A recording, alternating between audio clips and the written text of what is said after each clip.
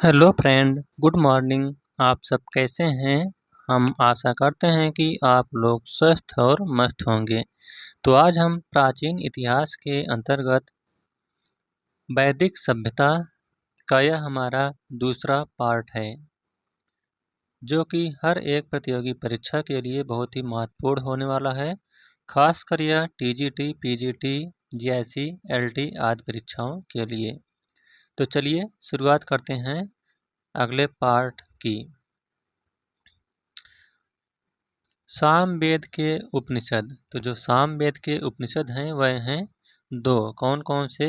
छांदोग्य उपनिषद और जैमिनी उपनिषद, जिसमें से छांदोग्य उपनिषद जो है यह सबसे प्राचीन उपनिषद है। सामवेद का संकलन किस वेद पर आधारित है? तो यह जो है ऋग्वेद पर आधारित है। नेक्स्ट है, किस वेद में संगीत का वर्णन किया गया है? तो वह है सामवेद में। नेक्स्ट है, राणायणीय संहिता किस वेद से संबंधित है? तो यह सामवेद से संबंधित है। अगला, 10 प्रपाठकों के निदान सूत्र किस वेद से संबंधित हैं? तो इसका संबंध किस वेद से है? वह है सामवेद से। नेक्स्ट है, छांदोग्य उपनिषद का संबंध किस वेद से है? तो इसका भी संबंध सामवेद से है। अब देखते हैं अथर्ववेद। तो पहला पॉइंट है, अथर्ववेद का नाम किस ऋषि के नाम पर पड़ा? तो यह जो नाम है यह अथर्वा ऋषि के नाम पर पड़ा। अगला पॉइंट है, अथर्ववेद को किस एक अन्य नाम से भी जाना जाता है? तो इसे ब्रह्मवेद या श्रेष्ठ वेद के नाम से भी जाना जाता है। नेक्स्ट है, अथर्ववेद में कुल कितने अध्याय हैं? तो अथर्ववेद में कुल 20 अध्याय हैं। वहीं अथर्ववेद में सूक्तों एवं मंत्रों की कुल संख्या की बात की जाए तो इसमें कुल 731 सूक्त एवं 5967 मंत्र हैं। नेक्स्ट है, अथर्ववेद में कुल मंत्रों में से कितने मंत्रों की संख्या ऋग्वेद से संबंधित है? तो इसमें कुल मिलाकर 1200 मंत्रों की जो है यह ऋग्वेद से संबंधित हैं।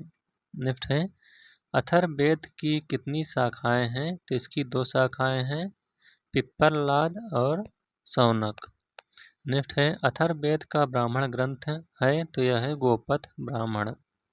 अब देखते हैं अथर्ववेद के उपनिषद। तो इसके भी 2 उपनिषद हैं। कौन कौन से? पहला है प्रश्नोपनिषद और दूसरा मांडूक्योपनिषद। अथर्ववेद का विषय क्या है? तो इसका जो विषय है इसमें सामान्य मनुष्य के विचारों, विश्वासों तथा अंधविश्वासों और जादू टोना का विवरण मिलता है।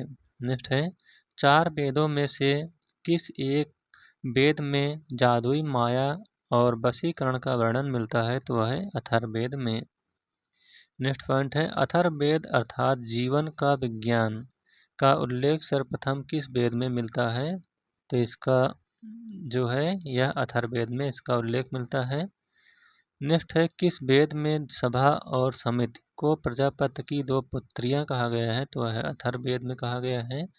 नेक्स्ट है, युद्ध का प्रारंभ मनुष्यों के मस्तिष्क में होता है किस ग्रंथ में उल्लिखित है? तो यह जो है अथर्ववेद में इसका उल्लेख किए गए हैं। नेक्स्ट है, अथर्ववेद में वर्णित प्रथम कृषि वैज्ञानिक कौन था? तो प्रथम जो कृषि वैज्ञानिक थे वह हैं पृथुवैन्य। नेक्स्ट है, अयोध्या का सर्वप्रथम उल्लेख किस वेद में मिलता है? तो यह इसका उल्लेख सर्वप्रथम अथर्ववेद में मिलता है। अगला है, अंग राज्य का वर्णन सर्वप्रथम कहाँ किया गया है?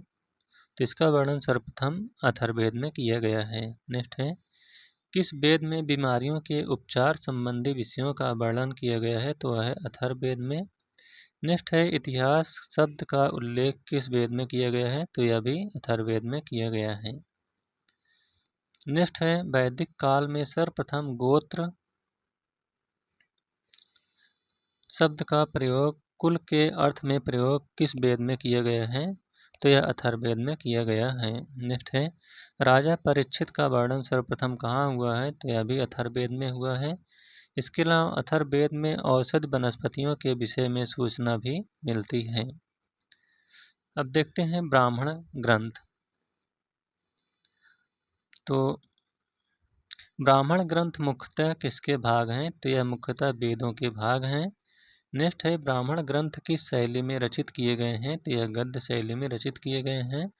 नेक्स्ट है ब्राह्मण ग्रंथ के विषय मूलतः क्या हैं? तो इसके जो विषय हैं वह है यज्ञ कराने वालों के निर्देशन के लिए इसमें कर्म कांड एवं अनुष्ठानों का विशद वर्णन किया गया है। नेक्स्ट है 800 से लेकर 600 ईसा पूर्व का काल किस युग से संबंधित है? तो यह ब्राह्मण युग से संबंधित है। नेक्स्ट है ऋग्वेद से संबंधित ब्राह्मण ग्रंथ है, तो यह है ऐत्रेय ब्राह्मण। नेक्स्ट है गोपथ ब्राह्मण किस वेद से संबंधित है? तो यह अथर्ववेद से संबंधित है।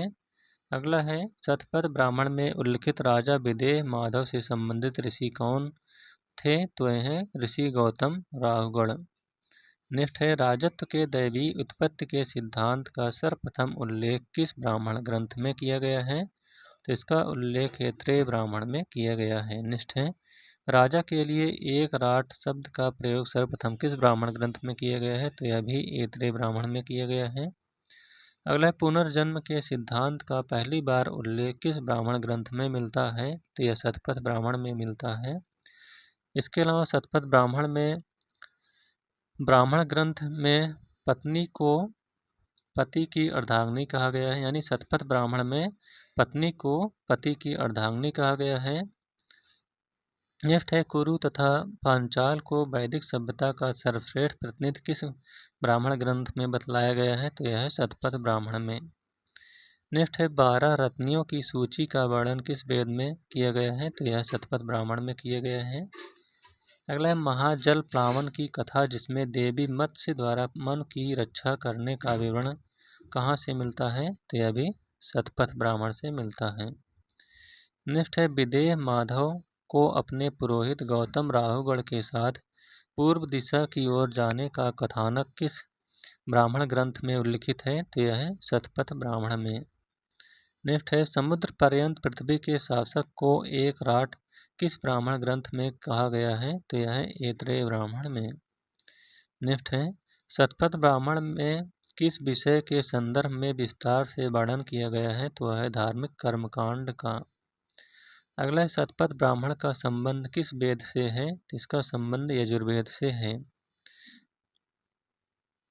नेक्स्ट है वैश्य का लक्ष्य दूसरे को बलि देने वाला और दूसरे के द्वारा भोज्य या उपभोग में आने वाला बताया गया है, तो यह शतपथ ब्राह्मण में बताया गया है। नेक्स्ट है कौशितक ब्राह्मण किस संहिता का ब्राह्मण ग्रंथ है? तो यह ऋग्वेद का ब्राह्मण ग्रंथ है। नेक्स्ट है ऐत्रेय ब्राह्मण के अनुसार कहाँ के शासक सम्राट की उपाधि धारण करते थे? तो जो प्राच्य या पूर्व के शासक होते थे वह सम्राट की उपाधि धारण करते थे। नेक्स्ट है रेवा अर्थात नर्मदा नदी का उल्लेख कहाँ से मिलता है? तो यह शतपथ ब्राह्मण से मिलता है। नेक्स्ट है किस ब्राह्मण ग्रंथ में उसकी विशालता के कारण ब्रह्म महाब्राह्मण भी कहा जाता है? तो है तांडव ब्राह्मण को। अगला किस ब्राह्मण ग्रंथ को अद्भुत ब्राह्मण भी कहा गया है? तो है खडबिस ब्राह्मण को। नेक्स्ट पॉइंट पुरुषमेध यज्ञ का उल्लेख किस ब्राह्मण ग्रंथ में मिलता है? तो इसका उल्लेख सर्वप्रथम शतपथ ब्राह्मण में मिलता है। नेक्स्ट है ब्राह्मण क्या है? तो जो ब्राह्मण है यह अर्णक के साथ संलग्न व्याख्याएं जो दर्शन संबंधी प्रश्नों से संबद्ध हैं। नेक्स्ट है ब्राह्मण राजा पर आश्रित है एवं उसके पार्श्व में नीचे की ओर पीठासीन है, परंतु वह राजा से श्रेष्ठ है। यह उल्लेख किस ग्रंथ में किया गया है? तो यह इसका उल्लेख ऐत्रेय ब्राह्मण में किया गया है। नेक्स्ट है समुद्र का वर्णन किस ब्राह्मण ग्रंथ में मिलता है? तो इसका वर्णन ऐत्रेय ब्राह्मण में मिलता है। अब देखते हैं शतपथ ब्राह्मण में उल्लिखित 12 रत्नी। तो 12 रत्नी कौन कौन से हैं? पुरोहित को यह राजा का जो पुरोहित होता था यह राजा का प्रमुख सलाहकार होता था। सेनानी यह सेना का प्रमुख होता था। ग्रामणी ग्राम का मुखिया होता था। महिषी मुख्य रानी या पटरानी हुआ करती थी। सूत या रथ सेना का नायक था। संग्रहीता या कोषाध्यक्ष था। भागधुक या कर संग्रहकर्ता अर्थात अर्थमंत्री था। अच्छावाप यह पासे के खेल में राजा का सहयोगी एवं आय व्यय का गणनाध्यक्ष हुआ करता था। पालागल जो होता था यह विदूषक होता था। छता जो है यह प्रतिहारी या दवारिक हुआ करता था। गोविकर्तन यह जंगल विभाग का प्रधान अध्यक्ष होता था। युवराज जो है यह राजकुमार होता था। अब देखते हैं उपनिषद। तो उपनिषद का शाब्दिक अर्थ क्या होता है? तो इसका शाब्दिक अर्थ है समीप बैठना। नेक्स्ट है उपनिषद वेदों के अंतिम भाग होते हैं, इसीलिए इन्हें कहा गया है, तो इसीलिए इन्हें वेदांत कहा गया है। नेक्स्ट है उपनिषदों की विषय वस्तु क्या है? तो इसकी जो विषय वस्तु है यह है सत्य की खोज करना। नेक्स्ट है उपनिषद दर्शन का प्रमुख संबंध है, तो यह ब्रह्म ज्ञान से इसका संबंध है। नेक्स्ट है उपनिषदों की कुल संख्या कितनी है? तो उपनिषदों की कुल संख्या 108 है। नेक्स्ट है कुल 108 उपनिषदों में से कितने उपनिषदों का विशेष महत्व प्राप्त है? तो है 12 उपनिषदों का। नेक्स्ट पॉइंट है उपनिषद के संदर्भ में सत्य कथन है, तो जो सत्य कथन है वह है उपनिषदों का संकलन पुराणों से पहले किया गया था। उपनिषद पुनर्जन्म में विश्वास रखते हैं और उपनिषदों में शिक्षाप्रद कथाओं का वार्तालाप का समावेश किया गया है। नेक्स्ट है ब्रह्मा का आविर्भाव एक परम सत्ता के रूप में कब हुआ? तो यह उपनिषद काल में हुआ। नेक्स्ट है उपनिषदों में दर्शन शास्त्र के किस पक्ष पर सबसे अधिक जोर दिया गया है? तो यह ज्ञान पक्ष पर। नेक्स्ट है सत्यकाम जबाल की कथा जो अनब्याही माँ होने के लक्षण को चुनौती देती है उल्लिखित है, तो इसका उल्लेख छांदोग्य उपनिषद में मिलता है। नेक्स्ट है एक मेवा द्वितीयम ब्रह्म सूक्ति किस उपनिषद में उल्लेखित है? तो यह छांदोग्य उपनिषद में उल्लिखित है। नेक्स्ट है उद्दालक आरूढ़ी और उनके पुत्र श्वेतकेतु के बीच ब्रह्मा एवं आत्मा की अभिन्नता के विषय में प्रसिद्ध वार्तालाप का वर्णन किस उपनिषद में मिलता है? तो यह छांदोग्य उपनिषद में मिलता है। अगला किस उपनिषद में देवकी पुत्र कृष्ण को घोर अंगिरस का शिष्य के रूप में उल्लेख किया गया है? तो यह है छांदोग्य उपनिषद में। अगला है उपनिषदों में सबसे पुराना उपनिषद कौन सा है? तो वह है छांदोग्य उपनिषद। नेक्स्ट है किस ग्रंथ को इतिहास पुराण का पंचम वेद कहा गया है? तो यह है छांदोग्य उपनिषद को। नेक्स्ट है मोक्ष शब्द की सर्वप्रथम चर्चा किस उपनिषद में मिलती है? तो यह श्वेताश्वर उपनिषद में मिलती है। अगला है किस उपनिषद का शाब्दिक अर्थ सफेद घोड़ा होता है? तो है श्वेताश्वर उपनिषद। नेक्स्ट है कौन सा उपनिषद रुद्र देवता को समर्पित है? तो है श्वेताश्वर उपनिषद। अगला तमसो माँ ज्योतिर्गमय मोस्ट इम्पॉर्टेंट है। तमसो माँ ज्योतिर्गमय शब्द का वर्णन किस उपनिषद में किया गया है? तो इसका वर्णन बृहदारण्यक उपनिषद में किया गया है। अगला है याज्ञवल्क्य एवं मैत्रेयी के दार्शनिक संवाद किस उपनिषद में वर्णित है? तो यह बृहदारण्यक उपनिषद में। नेक्स्ट है जनक और याज्ञवल्क्य कथानक का वर्णन किस उपनिषद में मिलता है? तो इसका वर्णन बृहदारण्यक उपनिषद में मिलता है। इसके अलावा बृहदारण्यक उपनिषद में जो बृहदारण्यक उपनिषद है यह गद्य में लिखा गया उपनिषद है। अगला बृहदारण्यक उपनिषद में अजातशत्रु को कहाँ का राजा बताया गया है? तो अजातशत्रु को इसमें काशी का राजा बताया गया है। अगला कौन सा उपनिषद सबसे बड़ा है? तो है बृहदारण्यक उपनिषद। नेक्स्ट है सत्यमेव जयते शब्द किस उपनिषद से लिया गया है? तो इसका उत्तर है मुंडकोपनिषद से। नेक्स्ट है किस उपनिषद में यज्ञ की तुलना टूटी फूटी नौका से की गई है? तो है मुंडक उपनिषद में। नेक्स्ट है उपनिषदों में सबसे छोटा उपनिषद कौन सा है? तो है मांडूक्य उपनिषद। नेक्स्ट है आध्यात्म ज्ञान के विषय में नाचिकेता और यम का संवाद किस उपनिषद में प्राप्त होता है? तो है कठोपनिषद में। नेक्स्ट पॉइंट है किस उपनिषद में मृत्यु संबंधी चर्चा की गई है? तो वह है कठोपनिषद में। अगला पॉइंट है किस उपनिषद में वसुदेव कुटुम्बकम शब्द का उल्लेख किया गया है तो वह महा उपनिषद में। नेक्स्ट है निष्काम कर्म सिद्धांत का सर्वप्रथम उल्लेख किस उपनिषद में हुआ है तो वह ईशोपनिषद में।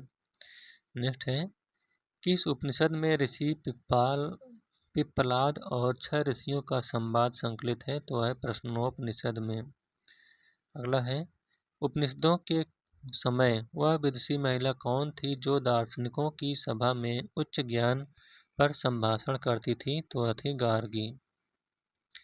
अगला है बृहदारण्यक उपनिषद में जनक की सभा में याज्ञवल्क्य से दार्शनिक संवाद करते हुए किस विदुषी का वर्णन हुआ है तो वह है गार्गी का। नेक्स्ट है उपनिषद युग का राजा अश्वपति कहाँ का शासक था तो वह कैकय का शासक था।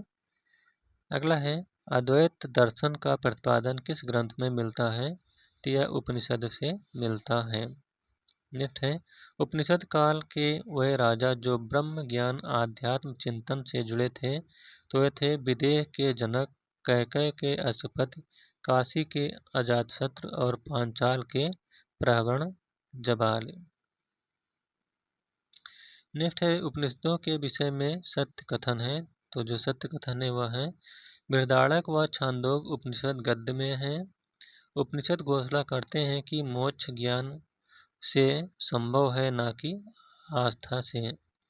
उपनिषद तपश्चर्या के जीवन को मोक्ष के लिए परम आवश्यक नहीं मानते। अब देखते हैं विविध। तो पहला पॉइंट है वेद त्रय के अंतर्गत कौन कौन से वेद आते हैं तो वेद त्रय के अंतर्गत ऋग्वेद, यजुर्वेद और सामवेद आते हैं। नेक्स्ट है वैदिक साहित्य का सही क्रम किस प्रकार है तो इसका जो सही क्रम है वह है वैदिक संहिताएं, ब्राह्मण ग्रंथ, आड़क ग्रंथ और उपनिषद। नेक्स्ट है कौन सी प्रथा चतुष्टय वेदोत्तर काल में प्रचलित हुई तो वह है धर्म, अर्थ, काम और मोक्ष। इसके अलावा ब्रह्मचर्य, गृहस्थाश्रम, वानप्रस्थ और संन्यास। नेक्स्ट है भारतीय संस्कृत के अंतर्गत ऋत का अर्थ है तो ऋत का अर्थ है प्राकृतिक नियम। नेक्स्ट है धर्म तथा ऋत भारत की प्राचीन वैदिक सभ्यता के एक केंद्रीय विचार को चित्रित करते हैं तो वह है धर्म व्यक्ति के दायित्व एवं स्वयं तथा दूसरों के प्रति व्यक्तिगत कर्तव्यों की संकल्पना था। इसके अलावा ऋत मूलभूत नैतिक विधान था जो सृष्टि और उसमें अंतर्निहित सारे तत्वों के क्रियाकलापों को संचालित करता था। नेक्स्ट है प्राचीन भारत में निशाका यानी निस्क का प्रयोग किसके लिए किया गया है तो यह स्वर्ण आभूषण के लिए किया गया है। अगला एशिया माइनर स्थित बोगज कोई से 14वीं शताब्दी ईसा पूर्व के अभिलेख में किन ऋग्वैदिक कालीन देवताओं का विवरण प्राप्त हुआ है तो वह है इंद्र, मित्र, वरुण और नासत्य के। नेक्स्ट है बोगज कोई नामक स्थान क्यों प्रसिद्ध है क्योंकि यहाँ से प्राप्त अभिलेखों में वैदिक देवताओं एवं देवियों का नामोल्लेख प्राप्त हुआ है। नेक्स्ट है कौन सा अभिलेख ईरान से भारत में आर्यों के आने की सूचना देता है तो वह है बोगज कोई अभिलेख। अगला है 14वीं सदी ईसा पूर्व का एक अभिलेख जिसमें वैदिक देवताओं का वर्णन है तो वह है बोगज कोई अभिलेख। अगला अभिलेखों का कालानुक्रम किस प्रकार है तो इसका जो कालानुक्रम है वह है बोगज कोई अभिलेख, डेरियस का बेहस्तून अभिलेख, डेरियस का पार्सिपोलिस अभिलेख, डेरियस का नक्शे रुस्तम अभिलेख। नेक्स्ट है हिंदू पौराणिक कथा के अनुसार समुद्र मंथन हेतु किस सर्प ने स्वयं को रस्सी के रूप में प्रस्तुत किया था तो वह था बासुकी। अगला है वैदिक काल में किस जानवर को अघन्य माना गया है तो वह है गाय को। नेक्स्ट है अवेस्ता और ऋग्वेद में समानता अवेस्ता किस क्षेत्र से संबंधित पुस्तक है तो यह ईरान क्षेत्र से संबंधित पुस्तक है। अगला जीविकोपार्जन हेतु वेद वेदांग पढ़ाने वाला अध्यापक को क्या कहा जाता था तो इसको उपाध्याय कहा जाता था। नेक्स्ट है सुश्रुत संहिता का मूल पाठ वस्तुतः किससे संबंधित था तो यह शल्य चिकित्सा से संबंधित था। अगला है वाग्भट की अष्टांग हृदय पुस्तक के विषय से संबंधित है, तो यह आयुर्वेद से संबंधित है। अगला गुजरात में संस्कृत तथा प्राकृत भाषा में रचित कृति लेखा पद्धति का विषय क्या था, तो इसका जो विषय है वह है विभिन्न प्रकार के कानूनी दस्तावेजों के मॉडल।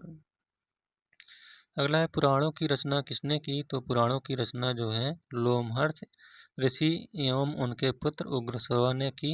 और पुराणों की संख्या कितनी है, तो पुराणों की संख्या 18 है। नेक्स्ट है किस पुराण को उनके रचनाकारों ने पुरातन इतिहास कहा है, तो है मत्स्य एवं वायु पुराण को। अगला है सर्ग प्रतिसर्ग वंश मनवंतर और वंशानुचरित किसके संकेतक हैं, तो यह पुराणों के संकेतक हैं। नेक्स्ट है श्रीमद् भागवत गीता मूलतः किस भाषा में लिखी गई है, तो यह मूलतः संस्कृत भाषा में लिखी गई है। अगला है महाभारत मूलतः किस रूप में जानी जाती है, तो यह मूलतः जय संहिता के रूप में जानी जाती है। अगला the Arctic home in Vedas यानी आर्यों के आद्य देश नामक पुस्तक की रचना किसने की, तो इसकी रचना बाल गंगाधर तिलक ने की थी। अगला नारायण के साथ विष्णु के तादात्म्य का प्राचीनतम उल्लेख किस ग्रंथ में मिलता है, तो यह महाभारत में मिलता है। अगला वैदिक सूर्य देवता को अन्य किस नामों से जाना जाता है, तो यह सावित्री विश्वकर्मा और सविता के नाम से जाना जाता है। अगला है अवतारवाद की चर्चा किस ग्रंथ में की गई है, तो इसकी चर्चा श्रीमद् भागवत गीता में की गई है। अगला भारोपी भाषा का प्राचीनतम अभिलेखी प्रमाण कहाँ से प्राप्त हुआ है, तो यह जो है इराक से प्राप्त हुआ है। नेक्स्ट है भारत के किस स्थान से भोजपत्र का प्राचीनतम साक्ष्य प्राप्त हुआ है, तो है श्रृंगेरपुर। नेक्स्ट है कौन से ग्रंथ प्रस्थान त्रयी के अंतर्गत आते हैं, तो वह है भगवत गीता उपनिषद और ब्रह्मसूत्र। नेक्स्ट पॉइंट है उत्तर वैदिक काल में आर्यों को भारतीय भूगोल के किस भाग की जानकारी नहीं थी, तो वह कृष्णा नदी घाटी तक दक्षिण भारत की जानकारी नहीं थी। अगला है उत्तर वैदिक कालीन किस विचारक ने वेदों की महिमा का खंडन किया है, तो वह है कौत्स ने। नेक्स्ट है प्राचीन भारत में जो विधवा पुनर्विवाह कर लेती थी उसे कहा जाता था, तो उसे पुनर्भोग कहा जाता था। नेक्स्ट है वेदांग ज्योतिषी की रचना किसने की, तो इसकी रचना लगध ऋषि ने की थी। नेक्स्ट है किसने यज्ञीय वैदिक परंपरा का समर्थन किया तथा संन्यास का विरोध किया, तो है कुमारिल ने। अगला पॉइंट है कौन सा वैदिक देवता अवस्था के देवता और मजदा से सादृश्य रखता है, तो है वरुण देवता। अगला अविवाहित कन्या से उत्पन्न पुत्र के लिए किस शब्द का प्रयोग किया जाता था, तो यह कानीन शब्द का प्रयोग किया जाता था।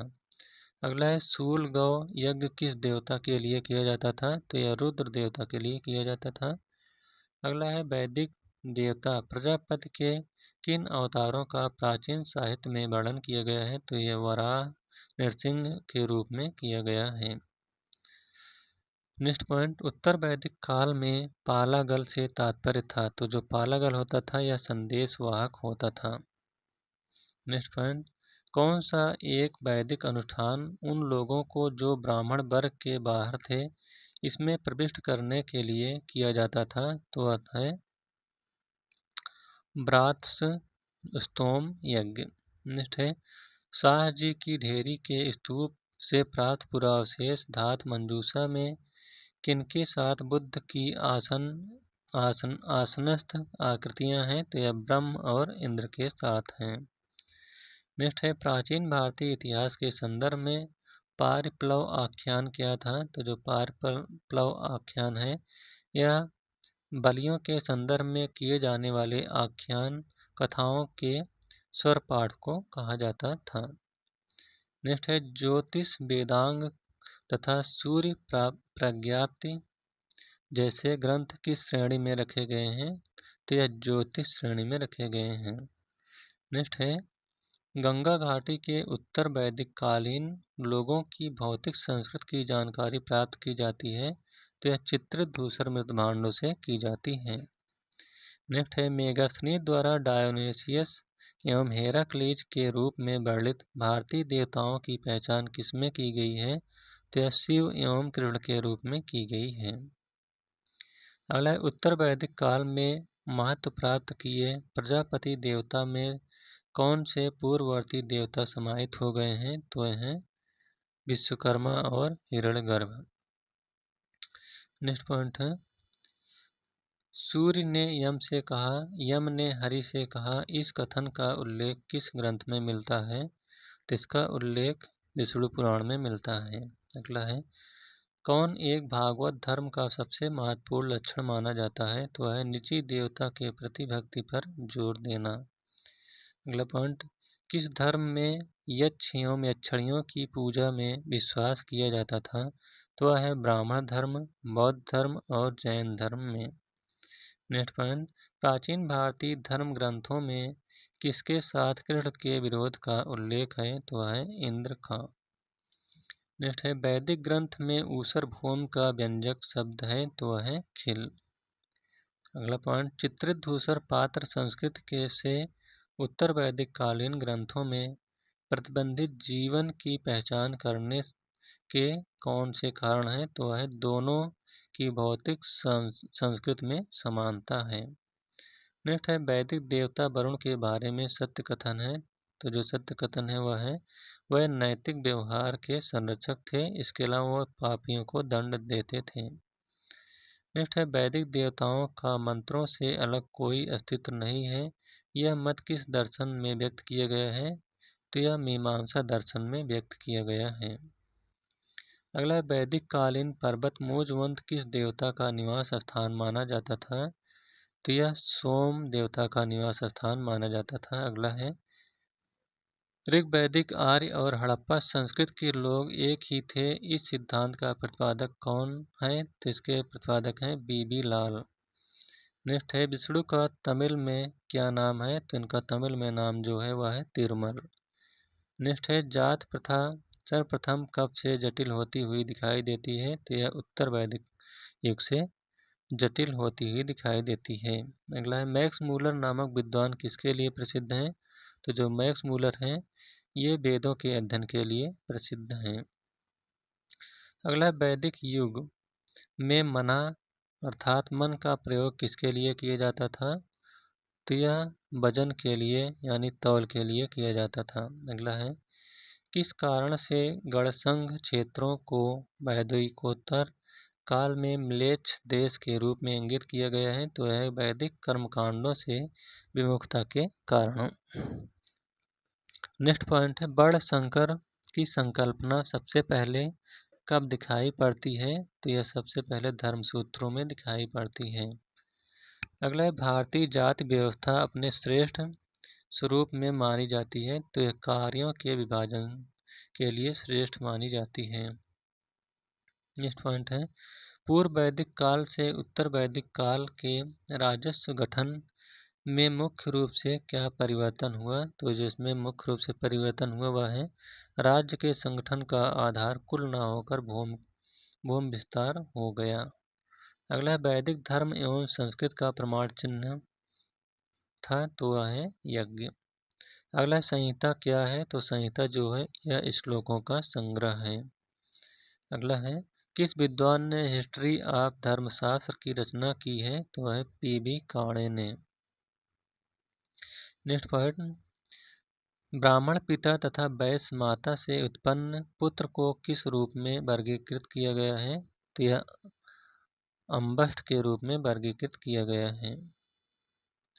अगला पॉइंट है, एक समय पर वैदिक सभ्यता में राजा को गोपत कहते थे, जिसका अर्थ था? तो गोपत का अर्थ है मवेशियों का स्वामी। नेक्स्ट है, वेद, उपनिषद, पुराण किस भाषा में लिखे गए हैं? तो ये सब संस्कृत भाषा में लिखे गए हैं। अगला है, वैदिक भजनों या मंत्रों के संग्रह को क्या कहा गया है? तो इसको संहिता कहा गया है। नेक्स्ट है, महानदी का पौराणिक नाम नीलोत्पला का उल्लेख किस ग्रंथ में किया गया है? तो इसका उल्लेख वायुपुराण में किया गया है। नेक्स्ट है, एकलव्य किस गुरु का स्वघोषित शिष्य था? तो यह द्रोणाचार्य का शिष्य था। अगला, भारत के किस स्थल की खुदाई से लौह धातु के प्रचलन के प्राचीनतम प्रमाण मिले हैं तो वह है अतरंजी खेड़ा से। नेक्स्ट है, किस ऋषि के बारे में कहा गया है कि उन्होंने दक्षिण भारत का आर्यीकरण किया, अर्थात उन्हें आर्य बनाया, तो है अगस्त्य ऋषि ने। नेक्स्ट पॉइंट, किस काल में अछूत की अवधारणा स्पष्ट रूप से उद्धृत हुई है, तो है धर्मशास्त्रों के समय से। नेक्स्ट है, कौन सा वाद्य यंत्र सबसे प्राचीन माना जाता है, तो है बीड़ा। अगला पॉइंट, कौन सी जनजाति ऋग्वैदिक आर्यों के पंचजन से संबंधित नहीं थी, तो वह है कीकट। अगला पॉइंट, किसे भारत का प्रथम विधि निर्माता माना जाता है, तो वह है मनु को।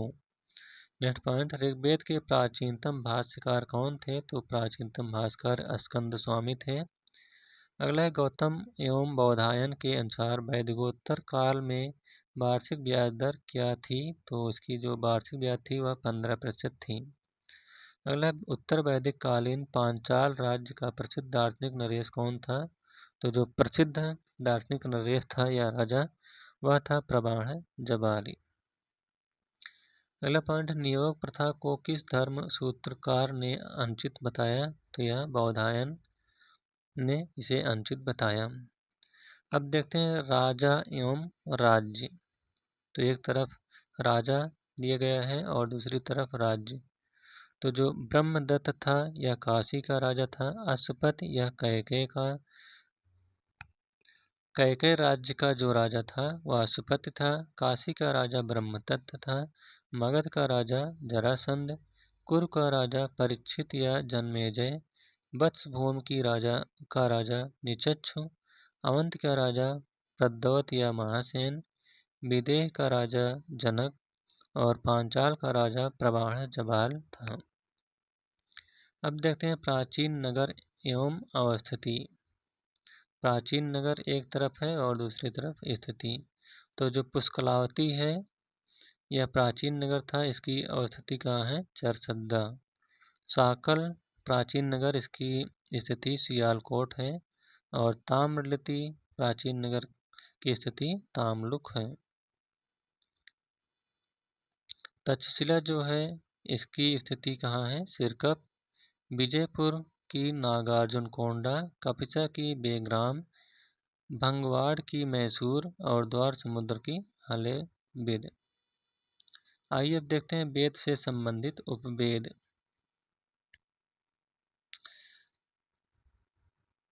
तो एक तरफ दिया गया है वेद, उपवेद, रचनाकार और विषय। तो ऋग्वेद का जो उपवेद है वह है आयुर्वेद, इसके रचनाकार हैं प्रजापत्य, इसका जो विषय है वह है चिकित्सा संबंधी ज्ञान। नेक्स्ट है यजुर्वेद, इसका उपवेद है धनुर्वेद, इसके रचनाकार का नाम है विश्वामित्र और इसका संबंध जो है यह चिकित्सा से इसका संबंध है। नेक्स्ट है अथर्ववेद, इसका उपवेद है शिल्पवेद, इसकी रचना विश्वकर्मा ने की थी, इसमें युद्ध कला से संबंधित ज्ञान का उल्लेख है। अगला है सामवेद, इसका उपवेद है गांधारवेद, इसकी रचना नारद ने की थी, इसमें संगीत कला से संबंधित ज्ञान का उल्लेख है। अब देखते हैं वेद संबंधित विषय। तो जो ऋग्वेद है इसका जो संबंधित विषय है वह है स्रोत एवं प्रार्थनाएं यानी ईश्वर महिमा का वर्णन है। यजुर्वेद में स्रोत एवं कर्मकांड बलिदान विधि का उल्लेख है। सामवेद में संगीत में स्रोत का उल्लेख है और अथर्ववेद में तंत्र मंत्र एवं वशीकरण और औषधियों से संबंधित वेद हैं। अब देखते हैं वेद और उससे संबंधित शाखाएं। तो ऋग्वेद की जो संबंधित शाखाएं हैं वह है साकल, यजुर्वेद की कण्व या वाजसनेयी, सामवेद की शाखा का नाम है राणायनीय या कौथुम और अथर्ववेद की शाखा का नाम है पिप्पलाद या शौनक। अब देखते हैं प्रमुख यज्ञ। तो अश्वमेध यज्ञ क्या हुआ करता था, यह सर्वाधिक महत्वपूर्ण यज्ञ था। इसमें राजा द्वारा साम्राज्य की विस्तार वृद्धि के लिए घोड़े को स्वतंत्र छोड़ दिया जाता था। नेक्स्ट है राजसूय यज्ञ। तो इस यज्ञ का आयोजन राजा के लिए राज्याभिषेक के समय किया जाता था। अगला है वाजपेयी यज्ञ। तो इसमें राजा अपनी शक्ति के प्रदर्शन के लिए रथ दौड़ का आयोजन करता था। अगला है अग्निष्टोम यज्ञ। तो यह पापों के क्षय और स्वर्ग की ओर ले जाने वाली नाव के रूप में वर्णित है। नेक्स्ट है सौत्रामण यज्ञ। तो इस यज्ञ में पशु एवं सुरा की आहुति दी जाती थी। और लास्ट है पुरुषमेध यज्ञ। तो यह राजनीतिक वर्चस्व के लिए स्वस्थ तथा विद्वान पुरुष की बलि दी जाती थी। इसमें 5 प्राणियों की बलि दिए जाने का प्रावधान है। तो इस प्रकार से वैदिक सभ्यता का यह दूसरा पार्ट यानी वैदिक सभ्यता का चैप्टर समाप्त होता हुआ। यह वीडियो आपको कैसा लगा? अगर अच्छा लगा हो तो वीडियो को लाइक शेयर और चैनल को सब्सक्राइब करिएगा। Thank you.